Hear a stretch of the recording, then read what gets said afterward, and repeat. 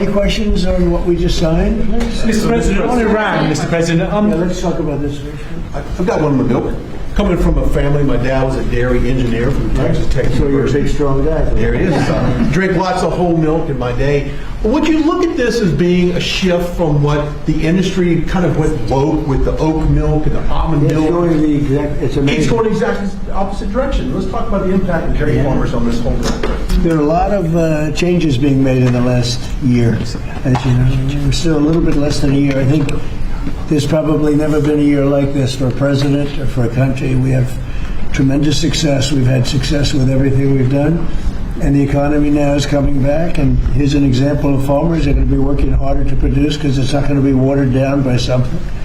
And it's great to see it. And if you'd like a zip of that, I'd give it to you. It's actually been here. It's only been here for a few minutes before we started. It's not 5 days. 5 days and open, right? No, it's not. But it's an honor. What we've done in the country in the last year, it's incredible. All of us together. It's incredible. So I appreciate the question.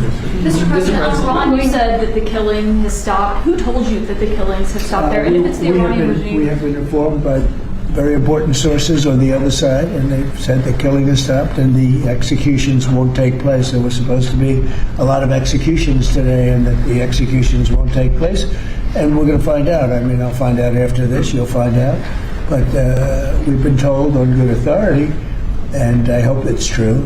Who knows, right? Who knows? We've Crazy seen body world. bags, so how do you trust them? You've seen that over the last few days, and they said people were shooting at them with guns, and they were shooting back. And you know, it's one of those things. But they told me that there'll be no executions, and so I hope that's true. does this mean military action is now off the table against Iran? Well, we're going to watch and see what the process is, but we were given a very good statement by people that are aware of what's going on. Is that still considering military action? Is that still a There's threat? no executions. Everybody's talking about a lot of executions were taking place today. We were just told no executions. I hope that's true. That's a big thing. Yes, ma'am. The foreign minister of Greenland, she said a while ago in a press conference in an embassy of Denmark that she made very clear in the meeting that happened here in the White House what are their limits. She also said that it was a very respectful meeting. Are those limits going to be respected? Well, we're going to see what happens with Greenland. We need Greenland for national security, so we're going to see what happens.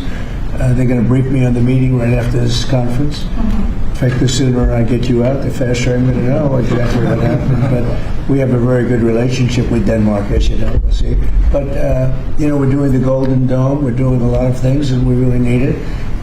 If we don't go in, Russia's going to go in, and China's going to go in.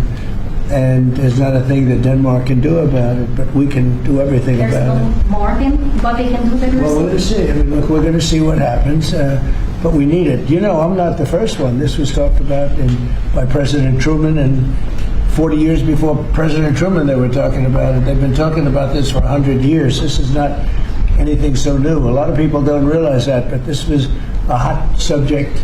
Probably not as hot as it is now, but it was a hot subject for a long time. We need it for national security, and that includes for Europe. And I spoke with, as you know, Mark, the head of NATO, and he really wants to see something happen. It's being reported that Health and Human Services released frozen funds to Planned Parenthood. I'm wondering why this happened and why Planned Parenthood is receiving any federal I don't know funds. anything about it. Bobby, do you know anything about it? What was the question? It's being reported that frozen funds were released to Planned Parenthood in December by HHS. I'm wondering why that happened. I have not heard that. I have not heard that. Mr. President, on NATO, right now it sounds like you are saying that you would potentially acquire Greenland by force. That would be a NATO country. You're saying that. Are you saying that? Would you do that? No, by you're force? saying that. Would you acquire them by force No, right you're now? telling me that that's what I'm going I to think do. we're- You don't know what I'm going to do. So what are the options? Your then? network Because doesn't know either. The Danish foreign minister said that there's still fundamental differences after the meeting with Rubio and with the vice president. Are you willing to leave the NATO alliance in order to get what you want with Greenland? What are the options right Well, I now? wouldn't be telling you what I'm willing to do, certainly. I'm not going to give up options, but it's very important. Greenland's very important for the national security, including of Denmark. And the problem is not a thing that Denmark can do about it if Russia or China wants to occupy Greenland. But there's everything we can do. You found that out last week with Venezuela. There's everything we can do about things such as that. Not going to happen. We're not, I can't rely on Denmark being able to fend themselves off. They were talking about they put an extra dog, and they were serious about this. They put an extra dog sled there last month. They added a second dog sled. That's not going to do the trick. Denmark fought alongside the United States in both Afghanistan and Iraq. I appreciate it. But I have a very good relationship they're with an Denmark, ally. and we'll see how it all works out.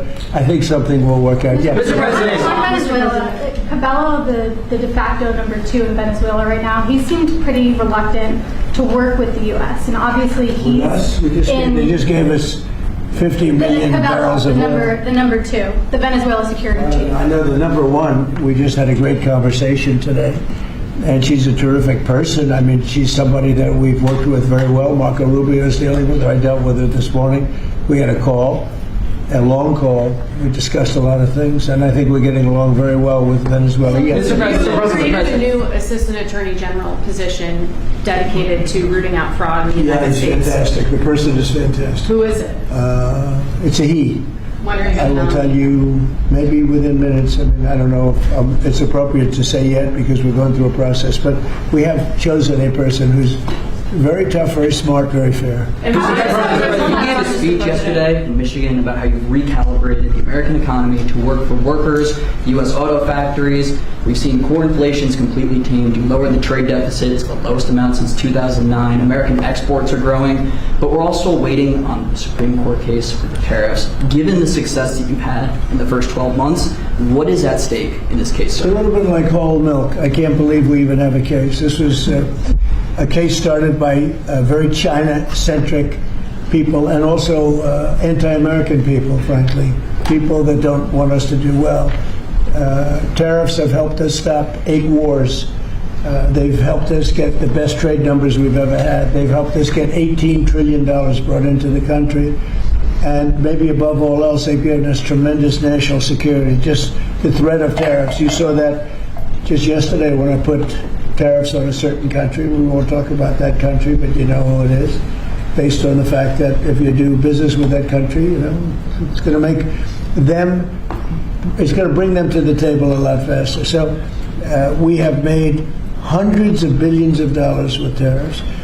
We have very little inflation. Think of it, inflation's gone down and productivity, everything has gone up. We've never taken in money like we have.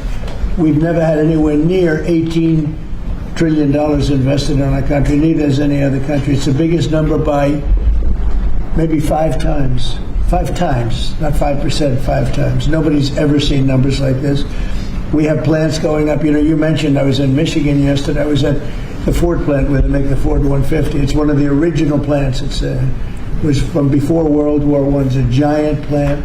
That plant was probably going to be closed. And 2 years ago, they were doing very poorly. And now they just announced yesterday that they're going to go 24 hours around the clock. 3 shifts, which they rarely do. That's Ford, and Ford's having the best numbers they've ever had. General Motors having the best numbers they've ever had. Stellantis, which hasn't been here, is now investing billions, tens of billions of dollars on building in the country. We're building auto plants all over the country. We're building AI all over the country. We're leading China by a lot, and a lot of it has to do with tariffs. That would be a very disappointing decision, and especially since the people that are fighting me are people that want China to do well. And we're doing great against China. We're doing great against everybody. We're the hottest country anywhere in the world. As I say often, we're right now the hottest country anywhere in the world, and a year and a half ago we were a dead country. Thank you very much, everybody.